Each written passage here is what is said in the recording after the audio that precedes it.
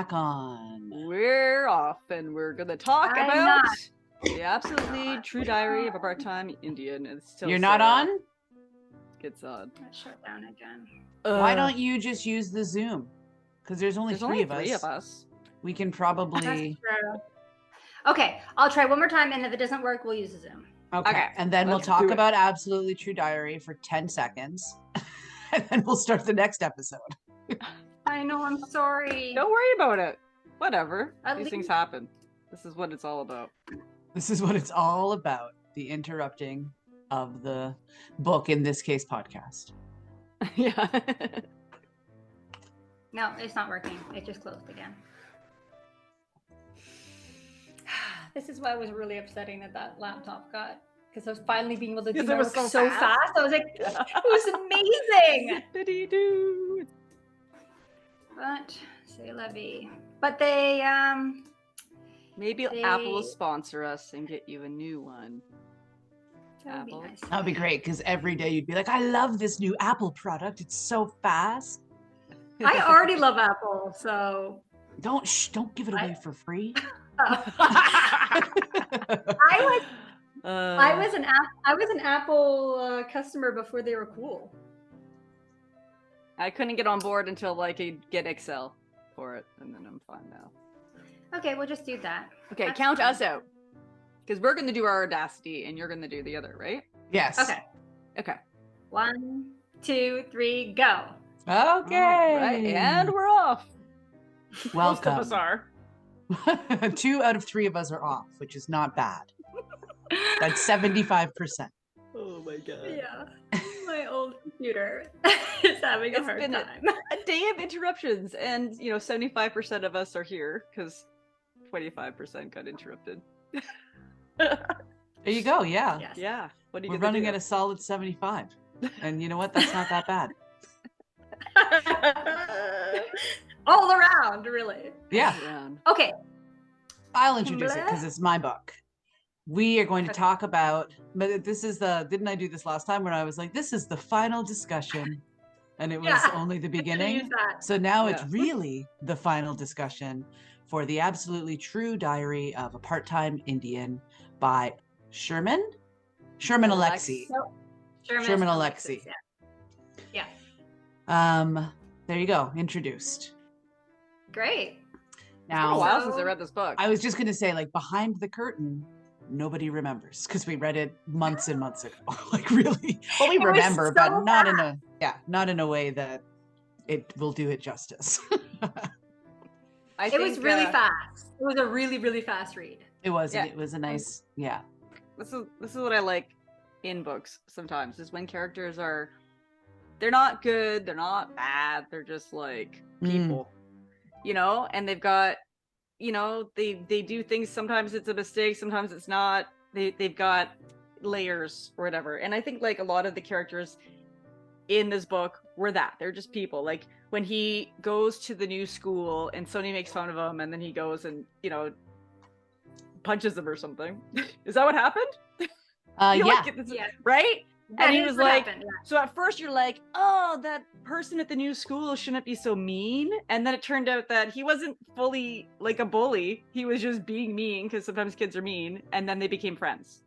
Yeah. Right? So it wasn't you thought it was going to be this thing, but it wasn't, it didn't end up being a thing. And so you kept on waiting for that bully to show their true colors and not really be his friend, but he was just his friend. He was just oh, we had this misunderstanding at the beginning, and then we became friends, and it was fine. So I kind of like that, where it was there was preconceptions. The book really kind of showed that people have preconceptions about others, and that though it's not necessarily the way things are, I really like that point that you're making. And I think it kind of reminds me of, and you guys will have to help me, maybe a point that Malcolm Gladwell makes in maybe whatever that last book, Talking to Strangers, was. Talking to Strangers. Right? About friends, and how nobody is when they're shot, it's look at Friends to see these facial expressions, but the facial expressions nobody ever really actually makes them. And it makes me feel I haven't fully formed the thought, but like how these people are neither good nor bad, they're just people, right? And like in Friends, it's like giant caricatures of emotions and stuff, right? It's kind of like really realistic, I guess, because and I feel like a whiff of shame for being a person that's expecting, oh, that's the bad guy, oh, that's going to be the bully, oh, like it's like so formulaic, right? And then this book does not follow the formula. It just follows like more like, I guess, truth, which is really cool. So yeah, I think it's funny that you said this, because so both of your points is basically what I said in my personal journal. I was like, I think that the author does an amazing job of showing each character as a full, whole person, good, bad, middle, everything of their characters. And that how movies and TV shows and books often are like, oh, this is the bad guy and this is the good guy.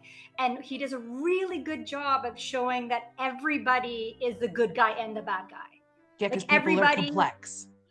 Yes, just the guy. And he's yes, and he did such a great job at it that almost every character has that. Like he developed every character fully as a full human.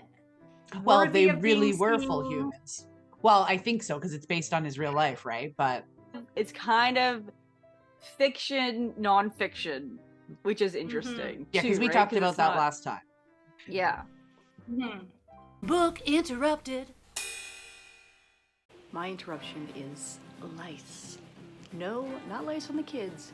Lice on this cute little 11-week-old bundle of trouble. And we thought she just had dandruff and went to get her second round of shots. And they're like, she might have lice. And then we found one. So she has been, ouch, bathed and combed with the bug brush to get them out, and also given some like insecticide drops on her back that are supposed to last for a month. And now I'm vigorously cleaning everything. So it's been quite an interruption. I think it will be for a while. Although apparently they're very easy to get rid of. So, but she's so much happier. She slept through the night for the first time last night after her vigorous and very prolonged grooming and bathing and stuff. So maybe she was just tired, but we're hoping that it's because she was no longer itchy. Book interrupted. I like that our points are like reflecting your personal journal. And I also find that often that's the case. Like sometimes even in my personal journal, don't give me the finger.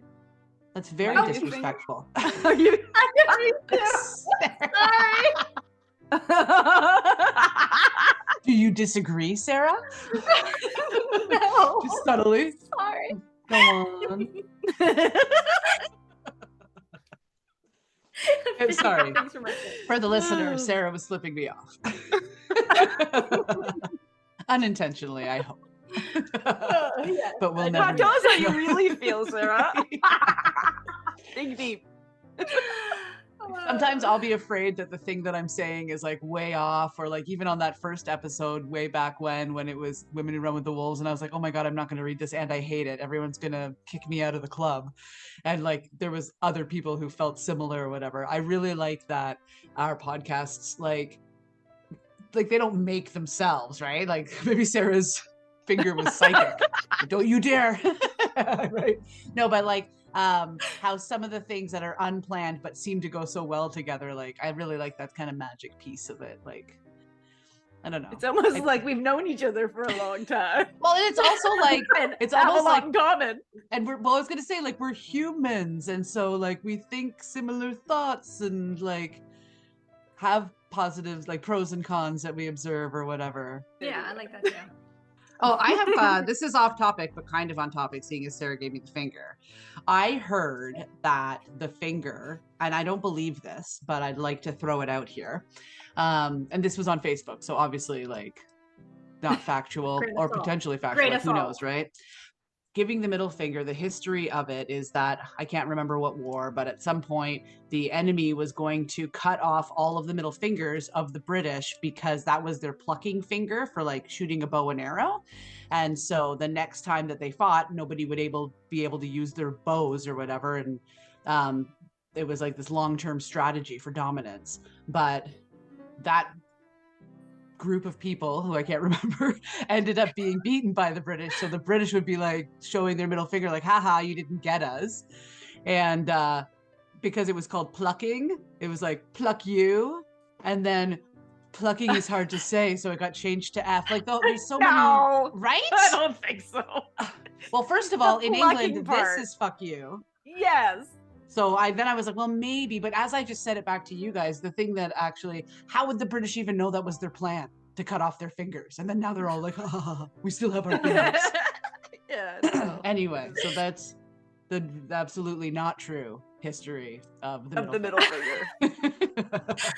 Thing that really puts that story over the edge is saying the pluck part. And you're like, well, now I know you made it up, because pluck like, you, and then PL and it's hard to say. Yes. No, but like, because fuck's a real word and has been for a long time. And then this looks like a penis. And if you're gonna put your finger up to somebody and say that this is your penis, you're not gonna pick the smallest finger. Is that what you're saying? Fuck you. This is my dick. Yeah, I'm gonna put this. That's what you're saying? I never heard that one. Really? I never thought this was a dick. Now I'm like even. I always assumed if you're saying like pick your biggest finger, because that's why some people go like this with it, like right up. Isn't that when I always thought that? As like my whole life. I didn't read it somewhere. That's just what I assumed this meant. I love that. I've never. So this would be an example of how we actually differ.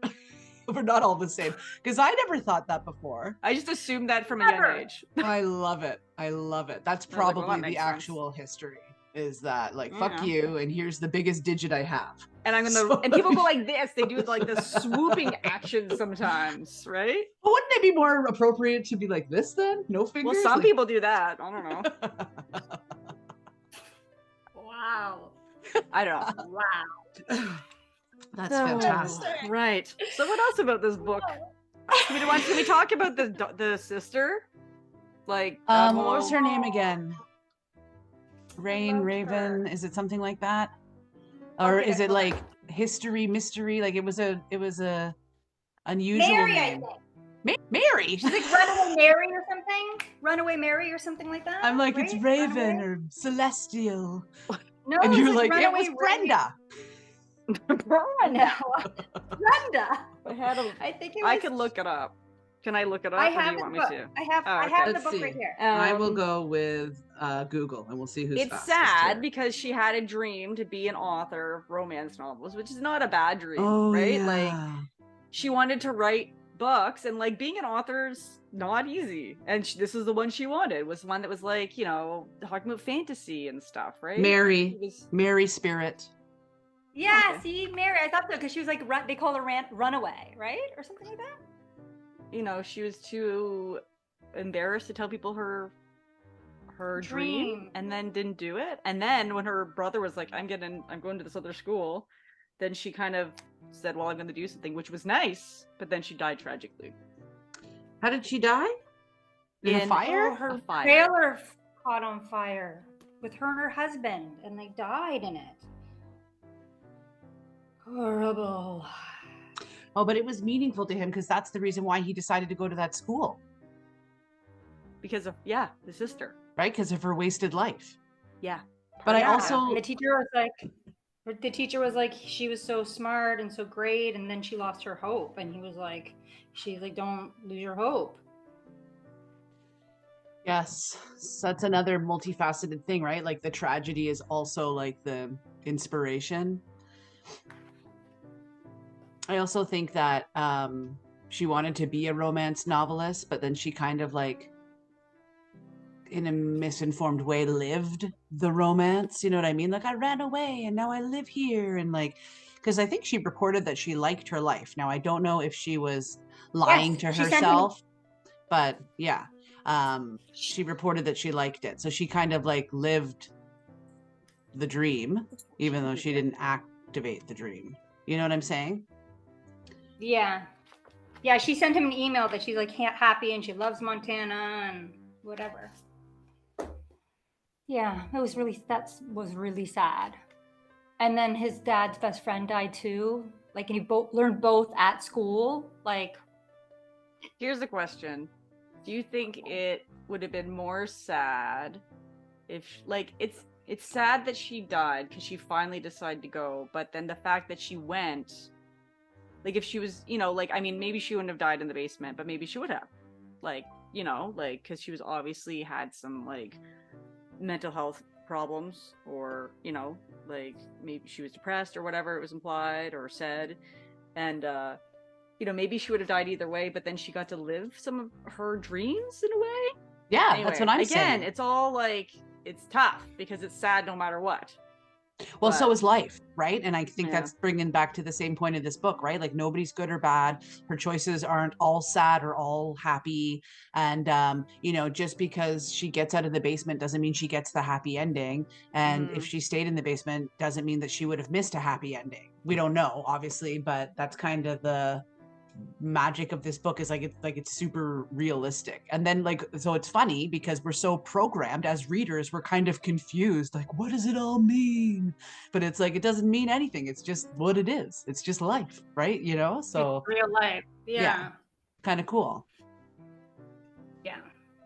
And also he's seeing all of these people fade around him, and so it kind of motivates him to go outside of the place where he is, because he potentially has assigned staying in that place with kind of certain death, although Mary left, but he doesn't see the opportunity, because there's a whole hope conversation, right? Like, these people that stay here give up hope, they just stay and accept this for what it is. This, I guess, being the res, right? And it's that teacher, I think, that advises him, don't have hope, go outside and get bigger than this. So that's cool too. It makes me think of the end with Rowdy, is that his friend? Yeah, or the whole relationship with Rowdy, really. But at the end, how this is a spoiler for anyone who hasn't finished the book, how he was saying how he read that some old indigenous people were nomadic, and that he always knew that Junior was nomadic and that he'd always leave. He always knew it, and that just send him postcards from wherever he goes. I love that. Was I know that lots of horrible things and tragedies happened in his life during this book, but that ending was so satisfying for me. His repaired relationship with Rowdy after. Yeah, he was a good friend. Yeah. Right? He was a good friend in the way that he could be a good friend. Yeah, he was the best he friend couldn't he could be. Everything, but he was the best friend of at the same time being himself. And so of course he was going to be upset when he was abandoned by his best friend, even though he knew, he said, I always knew you were going to go.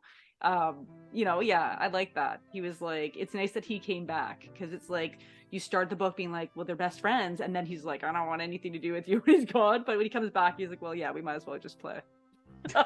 What else are we gonna do, right? Yeah. He was always still his friend, even though we had his difficult feelings about the whole thing. Yeah, he didn't hold the grudge. Yeah. Which is the ultimate friend move. How friends probably would react. They are rivals of basketball, and he punched him in the face, and he called them, sweared at him, and whatever. But there was little moments where he would, email him or whatever, and you could tell they're still friends, but he's almost I'm not ready to forgive you yet for leaving me. Yeah. I think that's more real, where it's so hard to put into words. Right, I can't. Yeah, that's what it is. It's so hard to put into words. Because really it's great.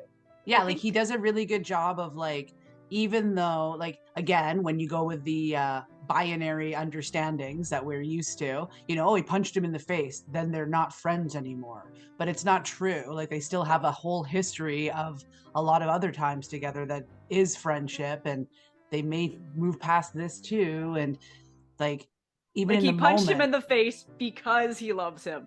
Yeah. Don't be careful with that. But true. But no, because he was so hurt. Yes. But you know what I mean? Because they had so much emotionally invested, and that's how his friend expressed himself with his That was his best he could do. Yeah, it's not like he was so articulate that he could be you've really hurt me all of our time to, he just has to be pow. That is how he says that. My emotions are jumping out of my inside out of my through my fist. Boom. You know, that just made me think about the tree when they climbed that super tall tree. Oh, I love that too. I really like was that part. I think we're doing a very good job of talking about a book that we don't remember. Really. We started off being like, we don't know anything. And then there's all sorts of things happening here. What I wanted to say about us talking about like the real people, I think the thing about the book that like I think we're trying to say is that like it's not like the book doesn't have a moral. There's no moral to the story. It's just a story. That's the thing. It's like sometimes we're when, especially in school, you like read a story and then you're picking it apart and like, what's the moral of the story? Even when you're a little kid, all stories are supposed to have morals, like fairy tales or whatever. There's no moral to the story. There's just, it's a story. That's nice. I feel like But it there's does make you think. little bit, like we could probably pull something around hope, but also that just because you're bold enough or dare to have hope doesn't mean you're guaranteed the happy ending. But I think there's something, maybe. or that it's easy. But I feel like the point of the book wasn't to give you a moral. Yes. Right? It's more like to glimpse into this character's life. And it's like a web of options for morals that never come, right? Like the romance novelist, oh no, like that died. And no, over here, there's this guy that's a bully. Oh no, he's not. Like, right, so you're hoping for the happy ending for everybody. Yeah. And you're like, well, it's not, or whatever it's the not lesson happy. is. Some of it's sad, some of it's happy. It's just, it's not or over. Even think about the basketball game. He was the hero. He won the game. He beat, and then he realized he beat his whole community. And now everyone's going back to the res feeling defeated and bad about themselves again. And he's like, oh, I did that to my community. Yeah. Instead of being, right. So you don't even get that. Like, you did it. Oh, wait. Why did I do it? Bad, right? That's a good example. Mm-hmm. It's like an anti-moral. Yes. You know what I mean? Mm-hmm. Yeah, I really like that example.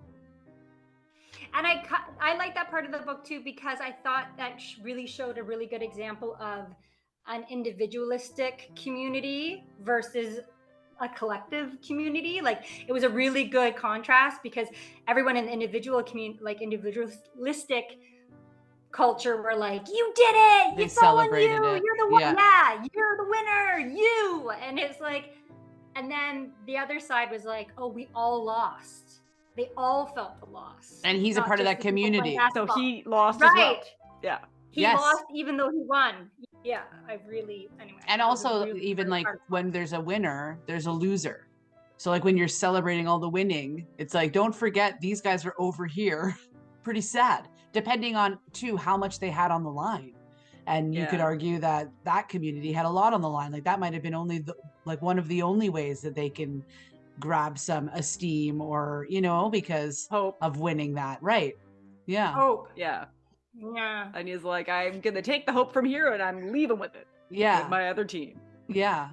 Yeah. Very complicated. That was mm-hmm. Yeah, it was a great book. It's tough being a teenager, man. Because it's all about that too, right? Just like conflicted everything. Or how about the conversation? Another part of the book. I knew that once we started talking, I'd remember it more. When his girlfriend asks him, like, are you poor?